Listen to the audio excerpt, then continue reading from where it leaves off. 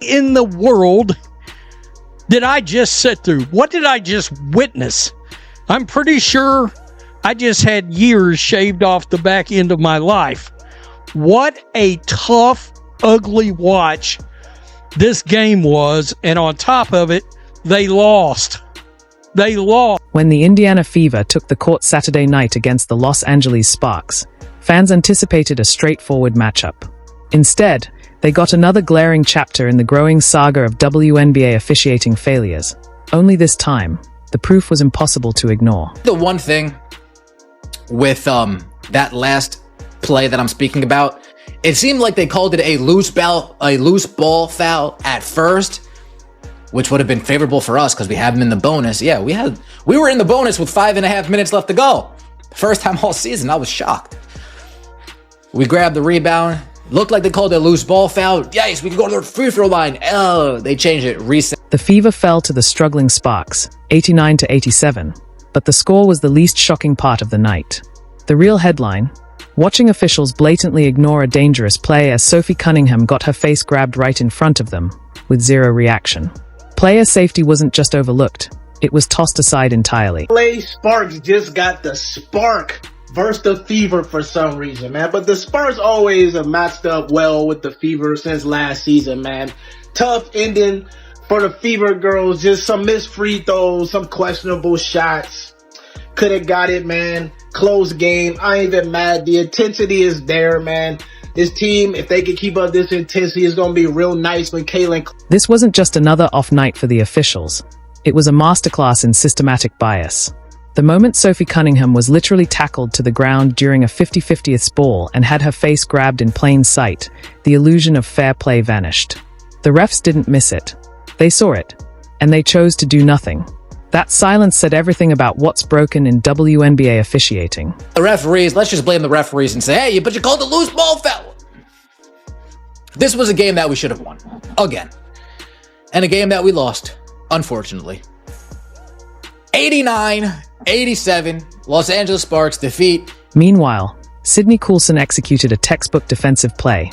Clean hands on the ball, no contact. And somehow, the same officials who ignored blatant physical aggression decided that was a foul. The absurdity hit its peak when they spent nearly 5 minutes at the monitor dissecting what was clearly a legal stop. When fairness becomes a coin flip, it's not basketball, it's chaos in a whistle. Disaster. This was a disaster.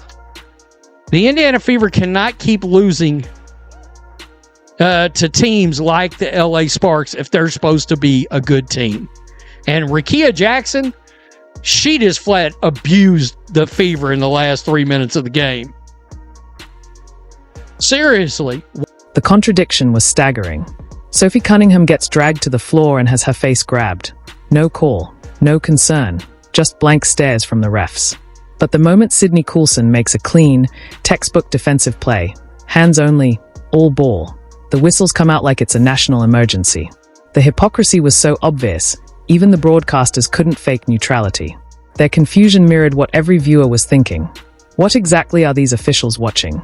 Sydney Coulson. Man, shout out to her, dog. I can't overlook her. 6 points, 5 assists, 2 rebounds with that intelligent block. Like it. 2 of 4 from the floor and then 2 of 3 from the 3. I mean, she was shooting like she was the scorer of the team.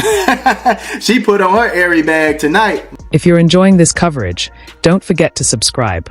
This is the same Sophie Cunningham who's been targeted all season, not for trash talk, but for daring to protect her teammates. She's the one who stood tall when Caitlin Clark was getting mauled, and now, when it's Cunningham under attack, the officials suddenly lose their vision. Saturday night's footage is crystal clear. Julie Van Loo wraps her arm around Cunningham's neck during a routine loose ball scramble. That's not a hustle play, it's dangerous. And yet, the refs shrugged it off and called it a jump ball. As if grabbing a player by the neck is just another day at the office at some point. This stops being about missed calls and starts being about accountability. We talk about this. We are circled on everybody's schedule. Everyone, no one likes us, right? So everyone in our locker room, that's the only type of people that we have that we can lean on. And we got to be better in that area. We have got to stay disciplined. We have to stay focused. We need to get consistent and we got to lean on each other. And I think that we've kind of wavered a little bit on that. We have our own islands, but, as one of the leaders on the team, I got to do a better job of grouping people, right? In the fourth. What makes this even more infuriating is the fact that this wasn't just any officiating crew. It was the same crew that wasted 5 full minutes at the monitor dissecting Sydney Coulson's clean block on Raka Jackson. Coulson executed a textbook defensive play, never touched anything but the ball, and they still called a foul. It took an eternity of replay review just to reverse an obviously bad call. That level of hesitation over a clear defensive stop shows exactly how lost these officials are. But this isn't just about incompetence. It's about selective enforcement. Sophie Cunningham gets tackled and grabbed by the face, and the refs go silent, suddenly blind to everything. But the second Coulson makes a legitimate play, the whistles come out like clockwork. It's not just a bad look, it's a dangerous double standard. And it's been following the Indiana Fever all season long. Saturday night wasn't an anomaly. It was the clearest, ugliest example yet of a broken system that protects some and punishes others. Lexi Hall in the starting lineup, and she was just trying to get charge calls all night, trying to get the charge calls because she was lacking with the size with Rakia Jackson. So I understood why she was doing it and trying to get Rakia in foul trouble. It was smart.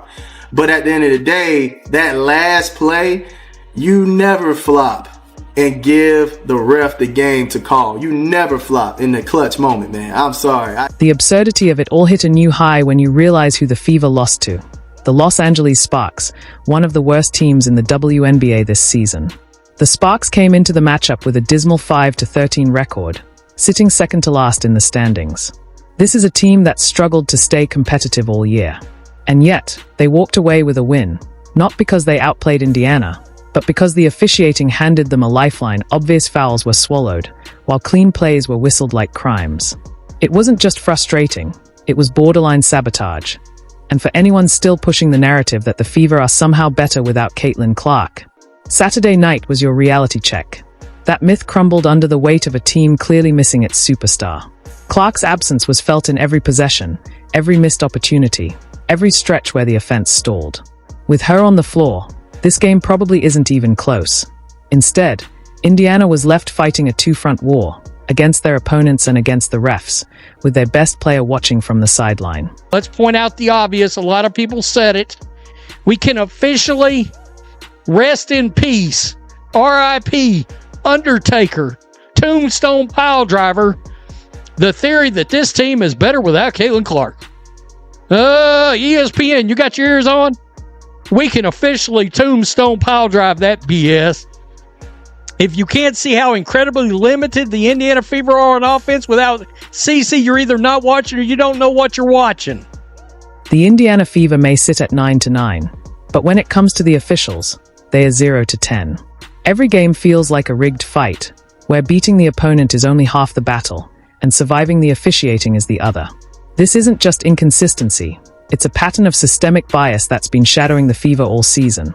When a team has to burn challenges on blatantly obvious calls while getting zero protection from dangerous, borderline violent plays, you don't have a competitive league, you have a credibility crisis.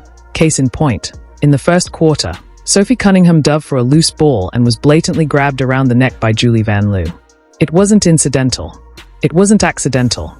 It was clear, deliberate contact to the neck, an obvious foul with dangerous potential. Any halfway competent official would have called it immediately. Instead, they ruled it a jump ball and carried on like nothing happened. Worse still, there was no check on Cunningham's well-being. No concern for player safety. Just indifference, cold, calculated, and consistent. Meanwhile, on the other end, Sydney Coulson made a textbook defensive play, clean block, no contact, and the whistle blew like she'd committed a felony. The Fever had to challenge what anyone with eyes could see was perfect defense. And even then, these same officials spent nearly 5 minutes at the monitor, trying to decide if clean defense somehow violated the laws of basketball. Think about the message that sends. You can grab a player by the face or neck and get a pass. But if you play disciplined, fundamental defense, that's a foul, maybe. Let's spend 5 minutes debating it. This isn't just bad refereeing, it's dangerously close to criminal negligence. These officials aren't just failing to enforce the rules. They're endangering players by choosing when and to whom the rules apply.